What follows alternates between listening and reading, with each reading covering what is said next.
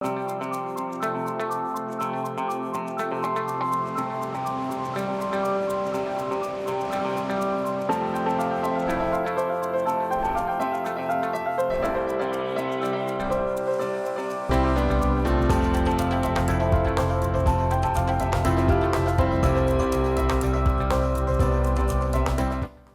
afternoon. Thanks for joining us across the fence. I'm Fran Stoddard. From the tops of the Green Mountains to Vermont's valleys, UVM researchers are making discoveries and gathering data that changes how we see our world every day. Today, we bring you a story about the lowliest and perhaps one of the most detestable of insects, and a researcher whose work elevates this lowly creature to lofty heights by helping us better understand that even the filthiest bug plays a pivotal role in human health and the health of our world. It's a story we're calling Meet the Beatles. Here's Keith Silva. A warm summer day, sound of cows munching on grass, an otherwise idyllic setting until perhaps you learn what researcher Bryony Sands is looking for as she walks through this pasture. One of the ways that we can just see if we've got dung beetles and what we might have is to just come into the pasture and find some dung. Dung beetles will colonise dung within minutes sometimes, and we can immediately start to see we have got dung beetles in there. Sands is a postdoc research fellow at UVM's Gund Institute. She's in Vermont to study her passion, dung beetles. I do love talking about them because I think they're really important, but yeah, some people think it's really cool and other people are kind of put off by the dung side of it. So much poop. Dung beetles may have a dirty job, but as the saying goes, somebody's got to do it. Dung beetles are really important in agricultural ecosystems. I think they're definitely underappreciated, but they provide some really important ecosystem services. And I think when people think about ecosystem services and insects, the sort of first thing that you'd go to is pollination. But there are other really important ecosystem services, and dung beetles provide the service of decomposition. Dung beetles are found on every continent except Antarctica. It's a type of scarab beetle, and they do come in sort of lots of different shapes and sizes. In warmer climates, such as Africa, as you might have seen on sort of nature documentaries, there are some really big species that sort of roll balls of dung around. In Vermont, there are mainly two groups. So the dung beetles that live in the dung on the surface, and then there's the burying dung beetles, which are really important because they make tunnels underneath the dung and drag the dung down into the soil. They're fertilizing the soil. Exactly. Yeah, but all the fresh pasture makes the dung really watery. In order to catch and study the beetles, Sands and her team of undergraduate UVM students set traps. We take a small bucket, or these are plant pots, and we bury them flush with the soil. And then we collect some fresh cow dung. It has to be fresh because dung beetles are only attracted to fresh dung. We put some chicken wire over the top of the buried bucket, and then we form sort of a fake cow pat over that. And then the dung beetles obviously smell the dung and they fly in and burrow down and fall through into the bucket underneath. And then we can collect them and see what species we've got. Beyond beetles, Sands studies the complex connections between plants, animals, and insects.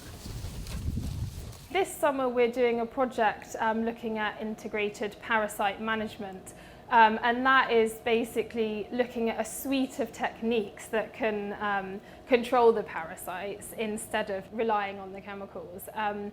And part of that is looking at farms that are using different strategies, sort of grazing strategies, to control parasites, and we are looking at dung beetle populations on these farms. We're also looking at pest fly populations and the internal parasites of the cows, and just trying to get a picture of which sort of parasite management strategies can be beneficial for the insects and also help to control the parasites. Pests, parasites, and pastures. Sands' research looks to develop a snapshot of on-farm biodiversity. Biodiversity basically refers to not just like the abundance of insects that you might find, but the different species that there are. So all of the different species have different ecological roles. For example, in terms of the dung beetles, like I said, some of them just live on the surface, some of them bury the dung. And so it's sort of those different ecological functions that are very important when we're thinking about biodiversity. And what we want to see is not just a lot of dung beetles, but a good variety of these different species, which are all providing slightly different ecosystem services on the pasture. And have you been seeing those in your research? Yeah, we have. So we've been finding lots of different exciting species of dung beetles, lots of the burying beetles, and also the ones that live in the dung as well, and lots of different predatory beetles as well, which has been fun. Sands' research will give Vermont farmers a better perspective on how beneficial insects like the dung beetle can prove and improve pest management practices and reduce reliance on chemical inputs. There's obviously a lot of cattle in Vermont, and there's a lot of farmers who graze their cattle, which is really great. So the sort of aim of this project in terms of helping farmers is to find out which combinations of management strategies are effective in sort of promoting beneficial insects and suppressing pests and parasites on pastures. And it's important sort of now in terms of changing climates and changing ecosystems that farmers have sort of a suite of tools that they can use to tackle things like pests and parasites instead of just relying on one thing, which, you know, when something goes wrong, it's important to have lots of different things that we know can support these healthy ecosystems. Sands has a doctorate in agroecology from the University of Bristol in the United Kingdom. Her decision to further her research in Vermont, to gain experience and independence in her career, was both an academic and practical pursuit. I'd completed a postdoc in the UK and then was sort of looking for another position.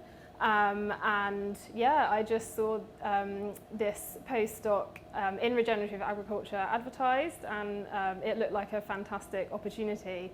And Vermont seems to be the place to be for sort of agricultural research. So yeah, I took the leap. And I think UVM, particularly the Gund Institute where I work, is really good in sort of valuing the contribution that postdocs bring.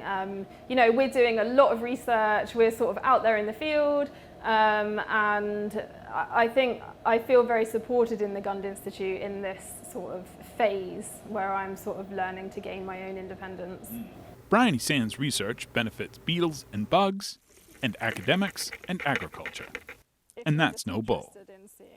In Aalborg, I'm Keith Silva with Across the Fence. Thank you, Keith. And joining me is Sands postdoc research advisor, the Gund Institute fellow, and UVM extension agronomist, Heather Darby. Thank you so much for talking with us, Heather. Yeah, thanks for having me.